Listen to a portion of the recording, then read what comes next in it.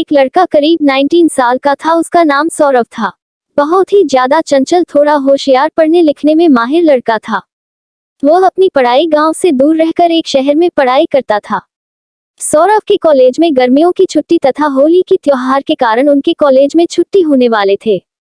वह कोलकाता शहर से अपना घर झारखंड के रांची जिला में आने वाला था। सौरभ का घर रांची जिला में ही स्थित था। कॉलेज छुट्टी होते ही सभी लड़के अपने अपने घर की तरफ ट्रेन पकड़कर निकल चले थे। फिर उन्हीं में से सौरभ भी अपने घर की तरफ जाने के लिए टिकट काउंटर पर अपना टिकट कटाने के लिए गया था। जैसे ही टिकट काउंटर पर गया था, वहां बहुत ज्यादा भीड़ लगी हुई थी। लेकिन दूसरी तरफ टिकट काउंटर के दूसरी लाइन में लेडीज मतलब कि महिला लोगों की लाइन लगी हुई थी। ट्रेन बहुत जल्द ही आने वाली थी, जिसका हमसे सौरभ को भी जल्दी में टिकट कटाने की जरूरत थी है। वह जब टिकट काउंटर पर गया तो देखा कि बहुत ज्यादा भीड़ होने के कारण वह बहुत पीछे लाइन में लग गया था। सौरभ को लग रहा था कि अब टिकट मिलना मुश्किल ही नहीं, नामुमकिन है, क्योंकि ट्रेन आने में मात्र 10 मिनट ही बाकी थे और करीब 100 लोगों की लंबी लाइन लगी हुई थी टिकट काउंटर में। वह जल्दीबाजी में टिकट कटाने के लिए कोई तरकीब सोच ही रहा था कि उसे एक लड़की दिखाई दिया। वह लड़की भी ना टिकट लेने के लिए महिला वाली टिकट काउंटर वाली लाइन में लगी हुई थी। वह लड़की भी रांची जाने वाली थी और उनके पास पेन नहीं था टिकट फॉर्म भरने के लिए। ऐसे में सौरभ की ऊपरी पॉकेट में कलम देखकर वह लड़की कहती है कि कृपया मुझे थोड़ा सा कलम दीजिएगा, मुझे भी फॉर्म भरना है टिकट खरीदने के लिए। उसके बाद सौरभ कहता है, मैं लिखने के लिए कलम तोड़ दे दूंगा, लेकिन कृपया करके मेरे भी टिकट वश में भाग लीजिए। आप भी उसी स्टेशन तक जाएगा जिस स्टेशन से मुझे घर जाना है। तभी वह लड़की पूछती है कि आपको कौन सा स्टेशन पर जाना है। उसके बाद सौरभ कहता है कि मुझे झारखंड के रांची स्टेशन तक जाना है। फिर वह लड़की भी कहती है, मुझे भी झारखंड के रांची डिस्ट्रिक्ट जाना है। फिर उसके बाद सौरभ कहता है कि एक ही टिकट में मेरा भी नाम बाहर लीजिएगा, मुझे भी टिकट मिलने में आसानी हो जाएगी और फिर हम लोग उसी टिकट से अपना सफर तय कर लेंगे। लड़की सौरभ का बात मान जाती है। वह कहती है कि ठीक है, मैं आपका टिकट अपनी टिकट मिलाकर ले लूंगी। फिर सौरभ अपने पॉकेट से पैसे निकलता है, उस लड़की को देता है ताकि वह टिकट उसके बदले भी कटाते हैं। हम दोनों टिकट लेकर दौड़े दौड़े ट्रेन के पास आते हैं। जैसे ही ट्रेन में दोनों चलते हैं, ट्रेन को 1 मिनट में अपना इंजन चालू करके चल पड़ती है। हम और वह लड़की दोनों चैन की सांस लेते हैं और दोनों आमने सामने वाली सीट में बैठकर बातें करने लगते हैं। हावड़ा स्टेशन से रांची स्टेशन जाने के लिए करीब करीब 8 से 9 घंटे लगते हैं और वह भी यह सफर रात का सफर होता है। वही वहां से ट्रेन है, रात में ही चलती है। ऐसे में दोनों को बातचीत करने के लिए मौका मिल जाता है। दोनों अपनी अपनी सीट पर बैठकर दोनों एक दूसरे से बातचीत करना शुरू कर देते हैं। गाड़ी चलते ही थोड़ी देर होने के बाद वह लड़की कहती है कि मुझे खाना खाना है, मुझे भूख लगी है। तभी सौरभ कहता है, जी ठीक है, आप खा लीजिए, मैं बाद में खा लूंगा, मुझे अभी भूख नहीं लगी है। इतना सुनते ही वह लड़की भी कहती है कि जब आप खाओगी तो ही मैं खाऊंगी। तभी सौरभ पूछता है, क्या ऐसी क्या बात है कि जब भी मैं खाऊंगा तू खाएगी ही।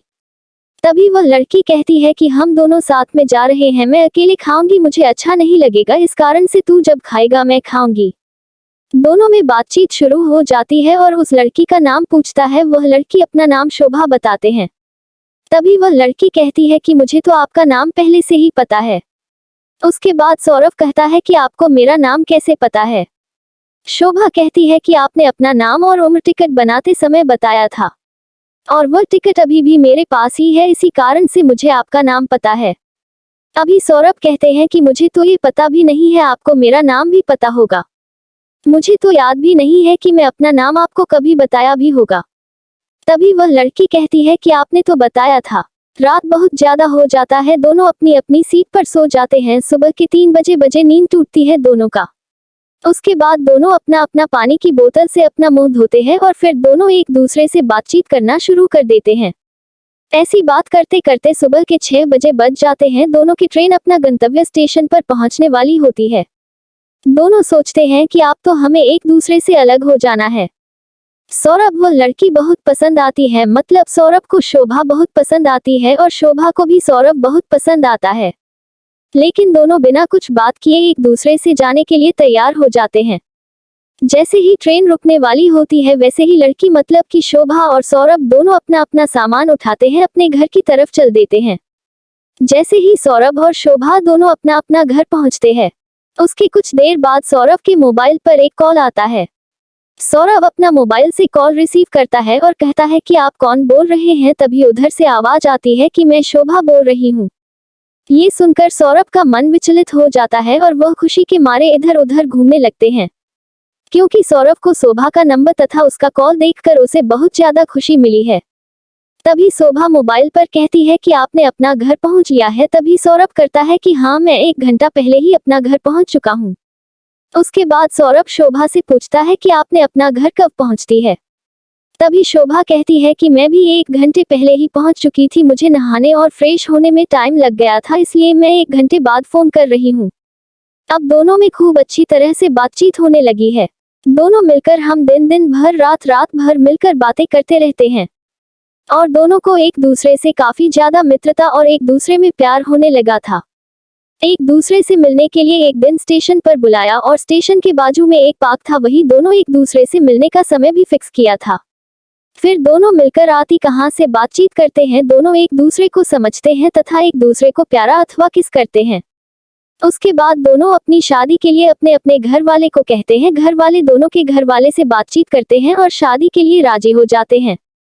ये सुनकर शोभा का मन में खुशी का ठिकाना नहीं रहता है और अपनी शादी के बारे में सुनते ही दोनों को खूब जमकर बातें करने लगते हैं। उसके कुछ ही देर बाद दोनों की शादी हो जाती है और फिर दोनों एक दूसरे के साथ उसी तरह सेवा से एक परिवार के साथ रहने लगते हैं। दोनों का रिश्ता एक बहुत ही ज्यादा बेहतरीन और बेहतर ढंग से निभाया जा रहा था, क्योंकि दोनों एक दूसरे से बेहद ही ज्यादा प्यार करते थे।